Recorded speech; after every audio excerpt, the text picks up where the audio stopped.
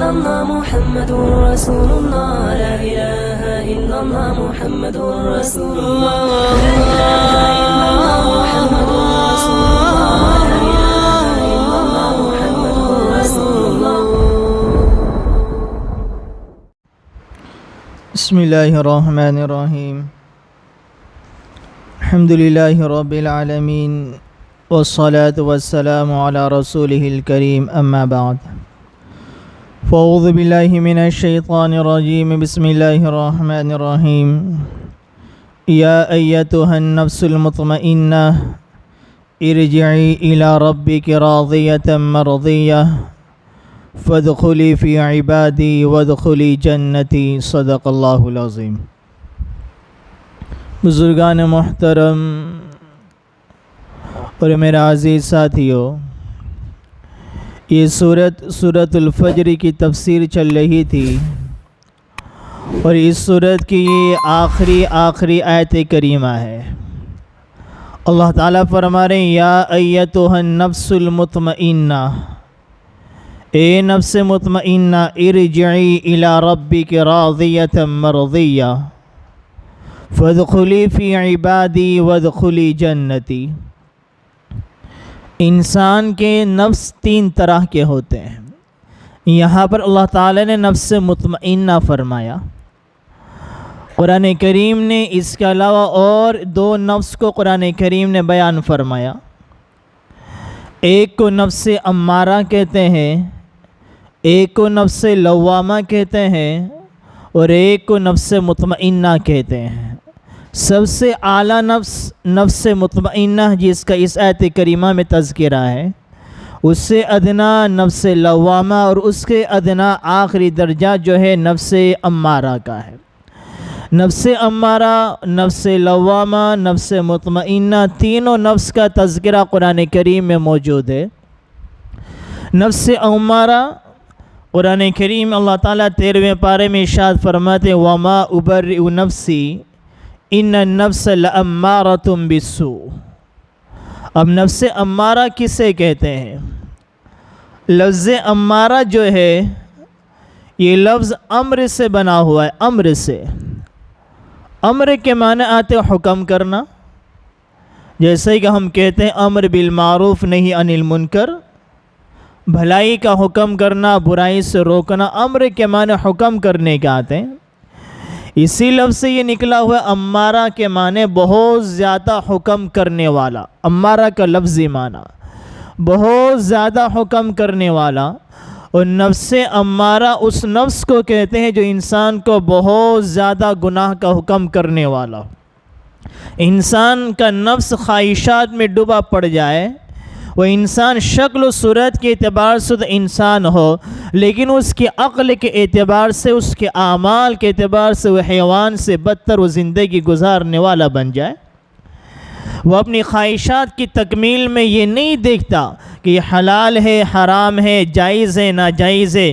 بس میرے نفس کو سکون ملنا چاہیے، میرے نفس کی تکمیل ہونا چاہیے، میری خواہش پوری ہونی چاہیے. جیسے ہم ہمارے اطراف میں جانوروں کو دیکھتے ہیں، جب ان کی خواہشاتیں ابھرتی ہیں، وہ نہ مجمع دیکھتے ہیں، نہ تنہائی دیکھتے ہیں، نہ وہ رات دیکھتے ہیں، نہ دن دیکھتے ہیں. بالکل اسی طرح یہ نفس امارہ ہے. جب نفس امارہ گناہ کا عادی بن جاتا ہے، انسان کو گناہ میں لذت آنے لگتی ہے، اللہ سے احکامات سے دور ہوتا چلا جاتا ہے، اسے گناہ میں لذت محسوس ہوتی ہے. وہ پھر اپنے معاشرے کا بھی خیال نہیں کرتا، میرا معاشرہ مجھے کیا کہے گا، میرے اپنے مجھے کیا کہیں گے. وہ معاشرے کے سامنے بھی ننگا ہو جاتا ہے، برہنہ ہو جاتا، اپنی عزت کو پس پش ڈال دیتا ہے. جیسے کہ حدیث میں فرمایا کہ انسان جب بے حیا ہو جاتا ہے تو اذا شئتا، انسان جو چاہے پھر وہ اپنی مرضی کرتا ہے. تو نفس امارہ کے معنی بہت زیادہ انسان کو گناہ کا حکم کرنے والا، اپنے نفس کو خواہشات میں ڈوبونے والا. تو جس انسان کا نفس گناہ میں ڈوب جائے، تینوں تعریفیں، تینوں کا تذکرہ قرآن کریم میں موجود ہے. ہم اپنے نفس کا تجزیہ کرتے ہوئے چلیں، اپنے نفس کا جائزہ لیتے ہوئے چلیں کہ میرا نفس نفس امارہ ہے، یا میرا نفس نفس لوامہ ہے، یا میرا نفس نفس مطمئنہ ہے۔ ہم اپنے نفس کا جائزہ لیتے ہوئے چلیں۔ شیخ سعدی رحمۃ اللہ علیہ نے اپنی گلستہ میں ایک فارسی زبان میں ان کا شعر ہے، ایسے نفس کے بارے میں جو نفس کو گناہوں میں ڈبو رکھا ہوا ہے، ہما با ہوا و ہوس ساختی، دم با مصالح نہ پرداختی۔ فارسی زبان کا ان کا شعر ہے، ہما با ہوا و ہوس ساختی، تمام زندگی تو نے ہوس میں نفسانی خواہشات کی تکمیل میں گزار دی۔ انسان سمجھتا ہے کہ وہ اپنی زندگی جوانی ابھی عیش نہ کریں گے تو کب کریں گے، ابھی تو جوانی ہے، ابھی تو وقت ہے، بعد میں توبہ کر لیں گے۔ یاد رکھیں اللہ نے دنیا میں اپنی خواہشات کو پوری کرنے کی یہ جگہ نہیں بنائی۔ مسلمانوں کے لیے یہ قید خانہ ہے۔ ہمارے نبی نے فرمایا الدنیا سجن المؤمن و جنت الکافر۔ ہم اس دنیا کو جنت بنانے کی کوشش نہ کریں۔ ہم مسلمان ہیں، ہمیں ہمیشہ یاد رہنا چاہیے ہماری جنت آخرت میں ہے، مرنے کے بعد ہماری جنت ہے۔ یہ دنیا ہے، اس کی حقیقت کو سمجھیں۔ دنیا کی حقیقت کو سمجھنے کا مطلب یہ ہے جو میرے من میں آیا وہ کر گزرا، جو میرے نفس کو بھایا وہ میں نے کر کے آگے بڑھ گیا، جو میرے جی میں آیا اس کو میں کر گزرا، اس کا نام دنیا ہے۔ من چاہی زندگی اس دنیا میں اس طرح سے زندگی کو نہیں گزارنا ہے۔ اگر یہاں اپنی خواہشات کو پورا کرنے والوں بنو گے، اللہ قیامت میں جہنم میں ڈھکیل دے گا۔ یہ دنیا خواہشات کو پورا کرنے کی جگہ نہیں ہے، اپنی من چاہی زندگی گزارنے کی جگہ نہیں ہے۔ مسلمانوں کے لیے تو جنت ہے، وہاں اللہ نے خواہشات کی تکمیل کو بنایا ہوا ہے۔ تو شیخ سعدی رحمۃ اللہ علیہ فرماتے ہما با ہوا و ہوس ساختی، دمے با مصالح نہ پرداختی۔ پوری زندگی تو نے نفسانی خواہشات میں، نفس کی تکمیل میں پوری زندگی تو نے گزار دی، دمے با مصالح نہ پرداختی، ایک گھڑی بھی تو کسی نیک کام میں مشغول نہیں ہوا۔ اسی طریقے سے فارسی زبان کا ایک دوسرا شعر ہے، عاقل آن باشد کا اس شاکر بود، وہاں گہے بر نفس خود قادر بود۔ عقل مند کون ہے؟ عقل مند وہ نہیں جو بڑا طاقتور ہے، بڑا ہوشیار ہے، جس کی دکان چل جائے، جس کا کاروبار چل جائے، جس کے معاشرے میں بڑی عزت ہو، جس کی طاقت ہو، جس کا ورچس ہو، جو اپنی بات میں بڑا عقل مند، بڑی بات میں بڑا چالاکی کرنے والا۔ عقل مند وہ نہیں، عاقل آباشد کے اس شاکر بود۔ اللہ کی نظر میں عقل مند وہ ہوتا ہے جو اللہ کی نعمت کی شکر گزاری کرنے والا ہوتا ہے۔ اللہ نے طاقت دی، اللہ نے جسم دیا، اللہ نے جوانی دی، اپنی جوانی کو، اپنی خواہشات کو، اپنی زندگی کو اللہ کی فرما برداری کے مطابق ڈھالتا ہے، اللہ تعالیٰ کی نافرمانی پر نہیں لگاتا۔ اس کو شکر گزاری کہتے ہیں، اس کو عاقل کہتے ہیں۔ عاقل آباشد کے وہ شاکر بود۔ عقل مند کون ہے؟ عقل مند وہ ہے جو اللہ تعالیٰ کی نعمتوں کا شکر گزار ہوتا ہے، جو اللہ تعالیٰ کی نعمتوں کو صحیح جگہ استعمال کرنے والا ہوتا ہے، جو اللہ تعالیٰ کی نعمتوں کی قدردانی کرنے والا ہوتا ہے۔ وہاں گہے بر نفس سے خود قادر بود، اور پھر اپنے نفس کو کنٹرول میں رکھنے والا ہوتا ہے۔ یعنی کہ جہاں گناہ کا موقع آیا گناہ کر لیا۔ علماء کرام نے لکھا ہے کہ نفس امارہ کی کچھ علامتوں کا بیان فرمایا۔ نفس امارہ کی ایک علامت کو یہ بیان فرمایا کہ انسان کے اندر حیوانی صفت پیدا ہو جائے، جیسے میں نے پہلے بتایا، جیسے حیوانوں کی عادت ہوتی ہے، وہ نہیں دیکھتے کہ یہاں مجھے کون دیکھ رہا ہے، مجلس کیسے، جو مرضی میں آیا وہ کر گزرتے ہیں۔ انسان کے مرضی میں جو آیا اس کو کر گزرے، اس کی علامتیں اس کی انسان کے نفس میں نفس امارہ موجود ہے۔ اسی طریقے سے نفس امارہ کی دوسری علامت علماء کرام نے یہ بیان فرمائی کہ مال و دولت ہونے کے باوجود بھی وہ بخل سے کام لیتا ہے۔ جہاں سخاوت کی ضرورت ہو وہاں بخل دکھلاتا ہے، جہاں شجاعت کی ضرورت ہو، بہادری دکھلانی ہو وہاں بزدلی دکھلاتا ہے، اور جہاں وہاں اللہ تعالیٰ کی مدد کرنی ہے، اللہ کے دین پر چلنا ہے، اپنی جان و مال کو لگانا ہے، وہاں وہ اپنی جان و مال کو پیچھے کر لیتا ہے۔ یہ تمام اعمال بزدلی کے تمام اعمال نفس امارہ کے لکھے ہوئے ہیں۔ کہ نفس امارہ وہ ہے جو انسان بخیل پنا کرے، بزدلی دکھلائے اور خود اپنے نفس کا خود غرض بن کے زندگی گزارے، اپنی ذات اپنا مفاد سب سامنے رکھ کر زندگی گزارنے والا بنے، ایسا نفس امارہ ہوتا ہے۔ تو کہتا عاقل آباشد کا وہ شاکر بود، وہاں گہے بر نفس خود قادر بود، کہ عقل مند وہ ہے جو اللہ کے تعالیٰ کی نعمتوں کے صحیح معنی میں قدردانی کرنے والا ہو، اللہ کی نعمتوں کو صحیح جگہ استعمال کرنے والا ہو اور اپنے نفس کو کنٹرول میں رکھنے والا ہو۔ اسی طریقے سے ایک شعر ہے، ابلا بود ترین مردما، فارسی زبان کے اشعار ہے، ابلا بود ترین ابلا، بود ابلا ترین مردما، کز پہ نفس و ہوا باشد دوا۔ کہتے ہیں کہ بدترین لوگ وہ ہیں، لوگوں میں بدترین لوگ وہ ہیں جو دنیا میں اپنے نفس کے تابع بن کے زندگی گزارتے ہیں، اپنی خواہشات کے پجاری بن کے زندگی گزارتے ہیں، یہ سب سے بدترین انسان ہے۔ اللہ تعالیٰ قیامت میں ایک شخص کو بلائے گا جس نے دنیا میں بڑی عیش کے ساتھ زندگی گزاری ہوگی، نہ دن دیکھا نہ رات دیکھی، بس اپنے مست میں رہتا تھا۔ ایک بادشاہ رات کے وقت شراب کباب کی مجلس لگی ہوئی ہے، ناچ گانے کی مجلس لگی ہوئی ہے، شراب کباب کی مجلس لگی، رات کا وقت ہے، سردی کا موسم ہے، اور مست ہونے کی حالت میں وہ ایک شعر پڑھ رہا ہے کہ ہم اس حالت میں ہیں کہ ہمیں آج کسی کا غم نہیں ہے، ہم ایسے عیش میں ہیں، ایسے خوشحالی کے موقع میں کہ ہمیں اچھا ہے برا کسی کا غم نہیں ہے۔ یہ شعر پڑھ رہا ہے۔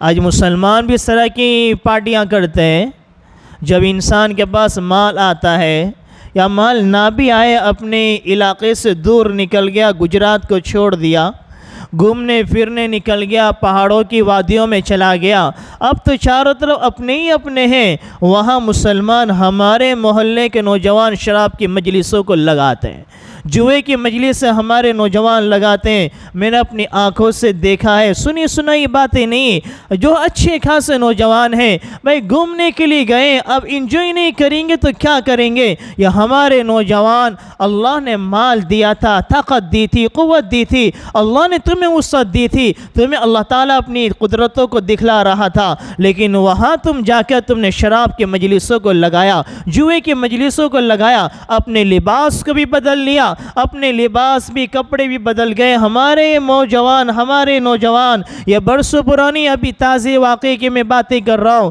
اتنے چڈے میں چھوٹے چھوٹے گھٹن کے اوپر کپڑے پہن کر ساپوتارہ میں دوسرے پہاڑی علاقوں میں گھوم رہے ہیں۔ کتنی شرم کی بات ہے کہ اسلام، اللہ نے ہمیں اسلام دیا ہے، ہمیں ایمان دیا، ہمیں وہ بھی پتہ نہیں کہ ہمارا سطر کتنا ہے۔ آج مردوں کو وہ بھی پتہ نہیں رہا کہ ہمارا سطر کتنا ہے، ہمیں وہ بھی پتہ نہیں کہ ہمیں سطر صرف ہمارے گھر میں، ہمارے علاقے میں چھپانا ہے، کہ اللہ یہیں پر ہے، وہ اللہ وہاں پر نہیں، ہمارے اعمال کو نہیں دیکھ رہا ہے۔ گڈھن کا حصہ جیسے غیر مسلم گھومتے ہیں، ہمارے مسلمان نوجوان، مسلمان لڑکیاں، نوجوان لڑکیاں بے حیائی میں رسے بسے ہوئے نظر آتے ہیں۔ یہ نفس امارہ کی علامتیں ہیں، اپنے آپ کو بے حیا کر دینا، اپنے سطر کو بھی چھوٹا کر دینا۔ کسی عالم نے، علماء کرام نے بڑی اچھی بات بیان فرمائی، اللہ نے مال دیا، لیکن مال دینے کے باوجود بھی اگر ہمارے لباس سے ہمارا سطر نہیں چھپ رہا ہے، سمجھو اللہ تعالیٰ کا عذاب ہم پر نازل ہے، اللہ ہم سے ناراض ہے۔ اس کی وجہ بیان فرمائی، آدم علیہ السلام، اللہ تعالیٰ نے جنت میں ان کو رہنے عطا فرمایا، ماں حوا بھی رہ رہی، آدم علیہ السلام بھی جنت میں رہ رہے، اللہ نے منع فرما دیا کہ اس درخت کے قریب نہ جانا، جنت کی تمام نعمتوں کو استعمال کرتے رہو، جنت کی نعمتوں کو استعمال کر رہے ہیں، پھل فروٹ کھا رہے ہیں، جنتی لباس پہنے ہوئے، لیکن شیطان نے بہکا دیا، درخت کے قریب ہو گئے، پھل کھا لیا، اللہ کے حکم کی خلاف ورزی ہو گئی، اللہ کے حکم کی خلاف ورزی، اللہ تعالیٰ ناراض ہو گیا۔ سب سے پہلے اللہ تعالیٰ کی ناراضگی کا ظہور کیا ہوا؟ آدم علیہ السلام کو تو بعد میں دنیا میں بھیجا، سب سے پہلے ناراضگی کا ظہور یہ ہوا، اللہ نے فوراً ان کے بدن سے لباس کو اتار دیا، اللہ تعالیٰ کی ناراضگی کا ظہور یہ ہوا۔ علماء کرام فرماتے اللہ نے مال دیا ہے، دولت دی، اس کے باوجود ہمارے نوجوان جو ہے وہ اپنے لباس کو نہیں چھپا رہے، ہمارے گھر کی عورتوں سے، ہماری گھر کی عورتیں ان کے کپڑوں سے ان کا ستر نہیں چھپ رہا ہے۔ یاد رکھنا اللہ نے مال تو دے دیا، دولت تو دے دی، لیکن تمہارا ستر بھی اس لباس سے نہیں چھپ رہا ہے۔ اللہ تم سے ناراض ہے، تم سے راضی نہیں ہے۔ مال و دولت کا مل جانا، عزتوں کا مل جانا، شہرتوں کا مل جانا، یہ کوئی کامیابی کی علامت نہیں ہے۔ دنیا میں بے شمار کافر لوگ بھی آپ کو نظر آئیں گے، ان کی بڑی شہرت ہے، ان کی بڑی عزت ہے، جہاں چلے جائے لاکھوں کا مجمع بھیڑ لگا دے گا، یہ کوئی کامیابی کی علامت نہیں، یہ دنیا کا نظام، وہاں کا نظام کچھ اور ہے۔ تو کہہ رہا تھا نفس امارہ، کہ نفس کسے کہتے ہیں کہ اپنے نفس کو کنٹرول میں رکھنے والا ہو، خواہشات میں زندگی نہ گزارے۔ ایک واقعہ میں سنا رہا تھا، ایک بادشاہ تھا، رات میں مجلس لگی ہوئی تھی، شراب کباب کا جور چل رہا تھا، وہ اپنے شراب کے نشے میں کہہ رہا تھا ہمارے پاس تو ایک ایسی گھڑی ہے، ہمارے لیے ایک ایسی خوش نصیبی، اتنی اچھی ہمارے لیے گھڑی ہے، ہمیں کسی کی فکر نہیں، کسی کا غم ہمیں نہیں ہے۔ اور رات کی تاریکیوں میں یہ شعر پڑھ رہا ہے، ٹھنڈی میں ایک اسی کے گھر کے باہر ایک ٹھنڈی کا موسم تھا، ایک فقیر برہنہ ننگا سکڑ کر سو رہا تھا، اس نے دیکھا تو اس نے کہا کہ اے بادشاہ سلامت، آپ کو کسی کی فکر نہیں، کیا ہماری بھی فکر نہیں ہے آپ کو؟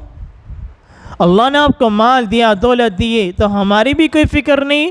اس بادشاہ کو رحم آ گیا، اس نے ایک جوڑا اور چند روپے اس سے عنایت فرما دیے۔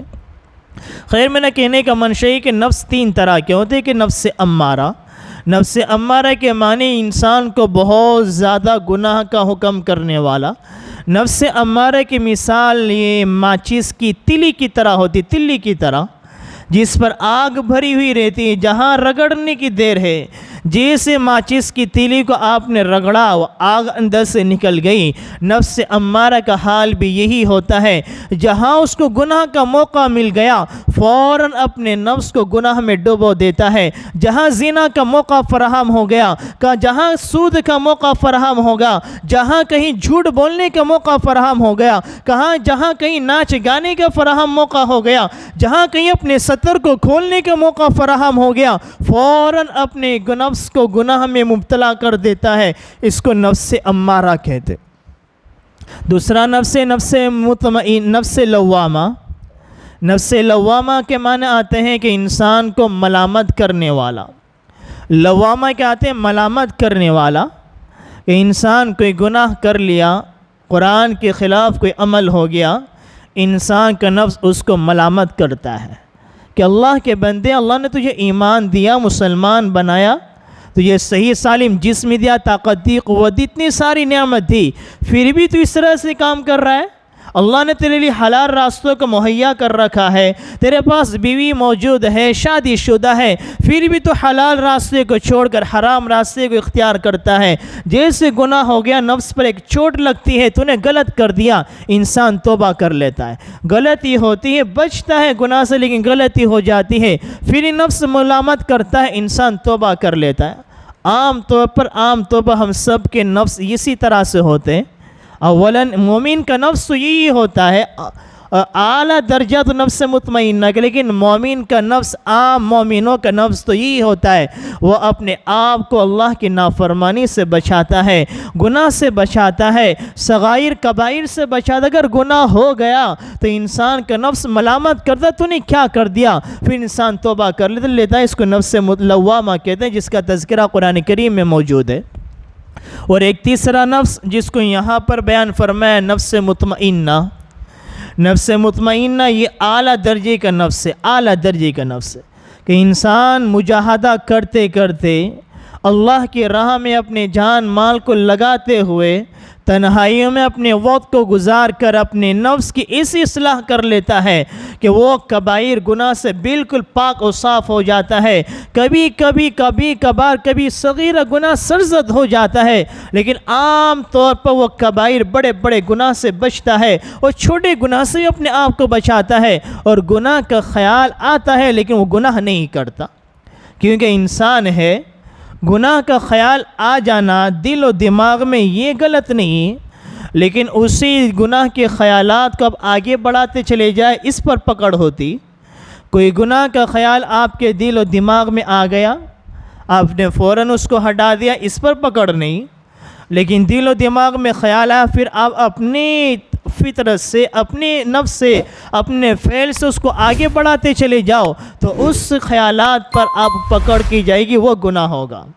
تو نفس مطمئنہ، جو نفس بالکل گناہ سے پاک و صاف ستھرا ہو، جو اللہ کی عبادت کا عادی ہو، جس کو نماز پڑھنے میں لطف محسوس ہو، جس کو عبادت کرنے میں لطف محسوس ہو، جو ہر وقت اپنے نفس کو اللہ کی اطاعت میں، اللہ کی فرما برداری میں ڈال دے۔ اگر ایک گناہ بھی سرزد ہو جائے اس کا نفس کانپ جائے، چھوٹا گناہ بھی سرزد ہو جائے اس کا نفس کانپ جاتا ہے، ہر قدم کو پھونک پھونک کر رکھتا ہے، حلال حرام کی پوری رعایت کرتا ہے، جائز و ناجائز کا پورا خیال رکھتا ہے۔ کتاب میں ایک واقعہ لکھا امام احمد بن حنبل رحمۃ اللہ علیہ کے زمانے کا، کہ فقہ کے 4 بڑے امام ہیں، امام ابو حنیفہ رحمۃ اللہ علیہ، امام شافعی رحمۃ اللہ علیہ، امام مالک رحمۃ اللہ علیہ اور امام احمد بن حنبل رحمۃ اللہ علیہ۔ یہ 4 بڑے فقہ کے امام ہیں۔ ہم جن کے مسلک پر چلتے ہیں امام ابو حنیفہ رحمۃ اللہ علیہ، جن کا نام نعمان بن ثابت ہے، ابو حنیفہ ان کی کنیت ہے اور نام ہے نعمان بن ثابت۔ تو امام احمد بن حنبل رحمۃ اللہ علیہ وہ اپنے بیٹے کے ساتھ گھر میں بیٹھے ہوئے تھے، ایک بڑھیا آئی ایک مسئلہ پوچھنے کے لیے۔ اس نے مسئلہ پوچھا کہ میں رات کی تاریکی تھی، چاندنی رات تھی، وہ چاند کی روشنی میں سوت کاٹ رہی تھی، دھاگے سے کپڑا بنانے کو سوت کاٹنا کہتے، میں چاند کی چاندنی میں سوت کاٹ رہی تھی کہ اتنے میں بادشاہ کی سواری وہاں سے گزری، اور بادشاہ کی سواری کے اطراف میں لوگ چراغ لے کر آگے پیچھے چل رہے تھے، میں اپنے کام میں مشغول تھی، میں سوت کاٹتی رہی، لیکن وہ بادشاہ کی سواری گزر گئی۔ پھر بعد میں میرے ذہن میں آیا کہ میں نے تو اپنا عمل جاری رکھا، اور میں نے بادشاہ کی جو سواری جا رہی تھی تو اس کی سواری کے ساتھ ساتھ جو چراغ چل جا رہے تھے اس کی چراغ کی روشنی میں نے سوت کاٹ لیا۔ اب یہ سوت جو میں نے کاٹ لیا، اب یہ میرے لیے حلال ہے کہ حرام ہے؟ یہ نفس مطمئنہ کیسا نفس ہے؟ آج ہمارا نفس تو اتنے گندے ہو گئے تو ہمیں تو حلال و حرام کی تمیزی ہمارے دلوں سے نکل گئی۔ کتابوں میں لکھا ہے کہ دیوبند کے ایک بزرگ تھے، اللہ تعالیٰ اللہ کے ولی تھے، ایک لقمہ غلطی سے ایک نے دعوت دے دی تھی، وہاں پر پہنچ گئے، ایک لقمہ حلق کے نیچے گیا، لیکن محسوس ہو گیا کہ یہ لقمہ شکوک و شبہات کا قے کر کے نکال دیا۔ اور بزرگ فرماتے ہیں، اللہ کے ولی فرماتے ہیں، ایک لقمہ غلطی سے شکوک و شبہات کا چلا گیا، وہ بھی میں نے نکال دیا، پھر بھی اس کا 40 دن تک میرے نفس پر، میرے قلب پر اثر رہا کہ یہ گناہ کر لوں، وہ گناہ کر لوں، یہ گناہ کر لوں۔ آج ہمارا نفس جو گناہ کا جو عادی بھی بنا ہوا ہے کہ نفس چاہتا ہے گناہ کر لوں، یہ گناہ کر لوں، ہم چاہتے ہیں کہ بابرکت مہینہ ہماری زندگی میں آتے چلے جاتے، ہم گناہ سے باز نہیں آتے۔ یہ ہماری خوراک کا بھی اثر ہے۔ اپنی خوراک کی طرف بھی دیکھیں کہ ہماری خوراک میں، ہمارے کاروبار میں، ہمارے رزق میں کہیں شکوک و شبہات کی آمیزش تو نہیں ہو رہی ہے۔ تو ایک وہ بڑھیا آ رہی ہے، سوال پوچھا کہ میرا کاٹنا یہ حلال ہے کہ جائز ہے؟ میرے لیے وہ کیا ہے، فتویٰ کیا ہے؟ امام احمد بن حنبل رحمۃ اللہ علیہ نے فرمایا کہ حرام ہے، جائز نہیں ہے۔ وہ چلی گئی۔ ان کے بیٹے جو بیٹھے ہوئے تھے، ان کے بیٹے نے کہا کہ آپ نے یہ جواب دے دیا کہ سامنے والا سائل بھی تو کیسا تقوی والا ہے۔ پھر اپنے بیٹے سے کہا جا کے دیکھو تو صحیح یہ کہاں کی ہے۔ جب دیکھا تو واقعی میں ان کے بھائی بھی ایک بہت بڑے اللہ والے، بہت بڑے بزرگ گزرے ہوئے تھے، ان کی بہن وہ تھی۔ تو نفس مطمئنہ، اللہ نے ہمیں نفس دیا، انسان بنایا، میں فرشتہ نہیں، فرشتے کا نہ خیر ہی خیر ہے، ہمارے اندر شر کا بھی مادہ ہے، خیر کا بھی مادہ ہے، ہمیں کوشش کرنی پڑے گی، ہمیں مجاہدہ کرنا پڑے گا، اور جو تکلیفیں مصائب سامنے آئے ان مصیبتوں کو جھیلتے اپنے نفس کو مارنا ہوگا، تب جا کے ہمارا نفس مطمئنہ بنے گا۔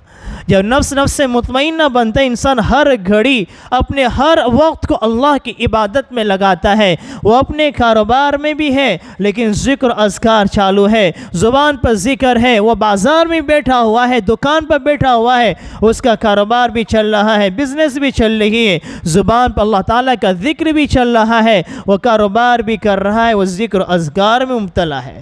زندگی کے کوئی وقت بھی وہ غفلت میں نہیں گزارتا.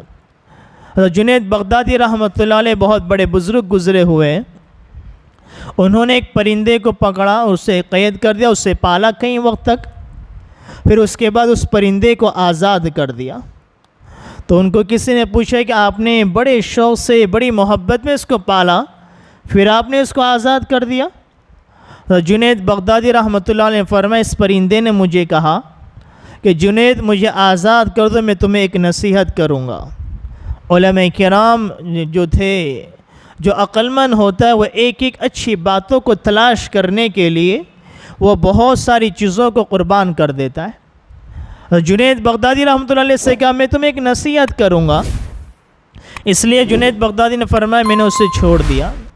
جب میں نے اسے چھوڑ دیا تو اس نے مجھے کہا کہ جنید جب تک پرندہ اللہ کا ذکر کرتا رہتا ہے وہ قید سے محفوظ رہتا ہے. وہ جہاں پرندہ اللہ کے ذکر سے غافل ہوتا ہے اللہ اس کو قید میں ڈال دیتا ہے.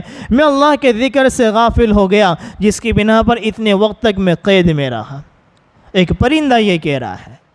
آج ہم بھی سوچیں اگر ہم کسی تکلیف میں، مصیبت میں، پریشانیوں میں گرتے ہی چلے جائے، وہاں سے نکلتے نہیں، ایک تکلیف ختم نہیں ہوتی دوسری تکلیف سامنے ہوتی ہے، ایک مصیبت ٹلتی نہیں کہ دوسری مصیبت سامنے کھڑی ہوتی ہے، ایک قرضہ پورا نہیں ہوتا کہ دوسرا قرضہ سامنے ہوتا ہے. تو ہم بھی سوچیں کہ ہماری زندگیاں غفلت میں گزر رہی ہے، ذکر میں گزر رہی ہے. الا الا بذکر اللہ تطمئن القلوب. اللہ تعالیٰ قرآن کریم میں فرماتا ہے الا، کان کھول کے سن لو، خبردار ہو جاؤ. اللہ تعالیٰ نے اس دلوں کا سکون جو رکھا ہے، اگر تم یہ چاہتے ہو تمہاری زندگی اطمینان کے ساتھ گزرے، سکون کے ساتھ گزرے، تمہارے دلوں میں اطمینانیت پیدا ہو جائے، یہ بڑے بڑے بنگلوں میں، یہ گھروں کے ایسی تمہیں دلوں کو سکون نہیں پہنچا سکتے. اگر تم اپنے دلوں کا سکون چاہتے ہو وہ اللہ نے اپنے ذکر میں رکھا ہے، اپنے نام میں رکھا ہے، اپنی محنت میں رکھا ہے، اللہ نے اپنی عبادت میں رکھا ہے. پھر فرمایا کہ جنید کہ جب پرندہ غافل ہوتا ہے تو وہ اللہ کے ذکر سے غافل ہوتا ہے، وہ قید میں چلا جاتا ہے. میں تھوڑی دیر اللہ کے ذکر سے غافل ہوا تو اللہ نے مجھے اتنے وقت قید میں ڈال دیا. اے جنید تو کتنے وقت سے اللہ تعالیٰ کے ذکر سے غافل تھا. جنید بغدادی رحمۃ اللہ علیہ اس پرندے کی بات کو یاد کیا کرتے تھے کہ میں کتنا وقت میں نے غفلت میں گزار دیا، کتنے وقت میں ذکر سے بے خبر رہ گیا. اس پرندے کی بات کو یاد کیا کرتے تھے. آج زندگی ہے، وقت ہے، مرنے کے بعد انسان اللہ تعالیٰ کے سامنے وقت مانگے گا. اللہ مجھے تھوڑا وقت دے دے، میں دنیا میں جاؤں گا، 5 نمازیں پابندی سے پڑھوں گا، تیرے فرما بردار ہوں گا، لیکن دوسری بار وہ موقع نہیں ملے گا. کتنا اچھا ماحول ہمارے درمیان موجود ہے، قدم قدم پہ مدارس موجود، قدم قدم پہ مسجدیں موجود، علماء کرام کی محنت موجود، ہر مسجد دعوت و تبلیغ کی محنت بھی موجود ہے. مسجد میں کتنے اچھے اچھے حلقے لگتے ہیں، تعلیموں کے حلقے اور اسی طریقے سے گشت کے حلقے، ہر جگہ دینی ماحول موجود ہے. پھر بھی ہم اپنے آپ کو دین سے وابستہ نہ کریں، یہ ہم سے بڑا بدقسمت کوئی اور نہیں ہو سکتا ہے. وہ لوگ جہاں ان کے یہاں ماحول نہیں ہے وہ لوگ تو دین سے دور ہے، ہمارے یہاں تو ماحول موجود ہے، وقت بھی موجود ہے، پھر بھی اپنے آپ کو دین سے دور کر دیا، اپنی اولادوں کو دین سے دور رکھا. ہماری آخرت کی زندگی برباد ہوگی، اس کے سوا کچھ نہیں ملنے والا. تو اللہ تعالیٰ فرما رہے یا ایتھا النفس المطمئنہ، اللہ نفس مطمئنہ کو فرما رہے ارجعی الی ربک راضیۃ مرضیہ، اے نفس مطمئنہ تو اپنے رب کے پاس لوٹ جا. کس حالت میں لوٹ جا، تو نفس مطمئنہ ہے، تیرا نفس اللہ تعالیٰ کی عبادت پہ کرتے کرتے تو نے اطمینان حاصل کر لیا تھا، تو اپنے رب کے پاس اس حالت میں لوٹ کہ تیرا رب تجھ سے راضی، تو اللہ تعالیٰ سے راضی ہے۔ فادخلی فی عبادی وادخلی جنتی، اللہ نفس مطمئنہ کو فرما رہے فادخلی فی عبادی، اے نفس مطمئنہ تو دنیا میں نفس کا پجاری نہیں بنا، خواہشات کا پجاری نہیں بنا، نمن چاہی زندگی نہیں گزاری، فادخلی فی عبادی، آجا میرے نیک بندوں میں شامل ہو جا، وادخلی جنتی، میری جنت میں داخل ہو جا۔ اللہ تعالی ہمارے سب کو، ہمارے سب کے نفس کو نفس مطمئنہ بنا دے، اور ہم سب کو اس کے نیک بندوں میں شامل فرما دے، اور ہم سب کو جنت میں داخلہ نصیب فرما دے، آمین۔ وما علینا الا البلاغ۔